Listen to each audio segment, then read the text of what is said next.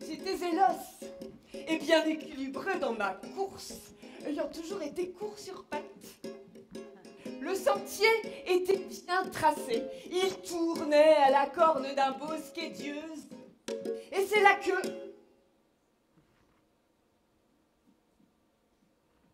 sortant de l'ombre des arbres, je vis un pied solide qui me barrait la route. C'était un pied tout droit dressé dont la pointe visait le ciel.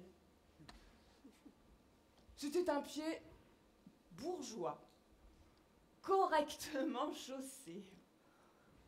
Les chaussettes qui débordaient étaient elles-mêmes choisies et d'un choix probablement mûrement pour penser.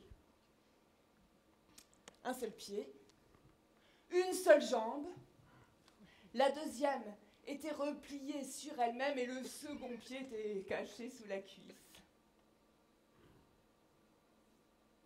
C'était un long corps, noir, immobile, coiffé d'un long, vêtu d'un long imperméable, couleur suie, comme on en porte les ecclésiastiques.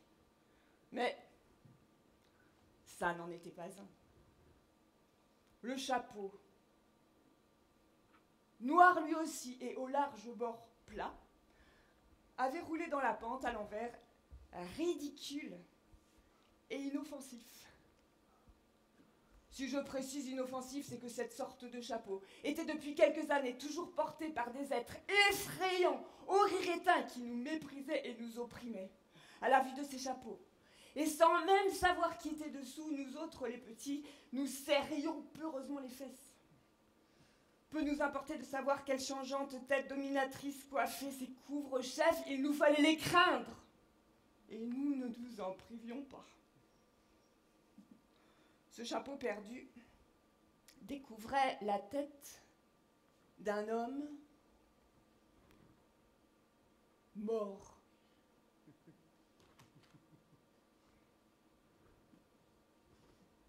C'était le capitaine Patrocle, un résistant de première heure et qui nous méprisait sous son patriotisme intransigeant. En sa présence, nous filions doux, nous nous sentions coupables de toutes les lâchetés, n'ayant pas été aussi héroïques que lui. Même moi, un enfant, je faisais devant lui mon examen de conscience. Il était maintenant en civil, mais même ainsi et même mort, il arracha à mon apathie craintive un garde à vous, roi de peur, que je conservai plusieurs secondes durant.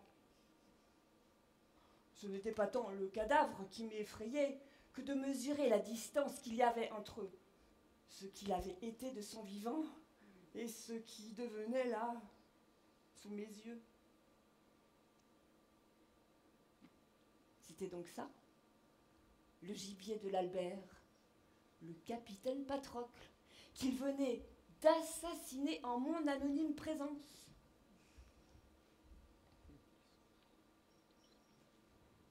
Le volume des chants d'oiseaux ramageant au matin n'avait été interrompu que pendant la détonation. Puis, il avait repris, doux, tendre et joyeux.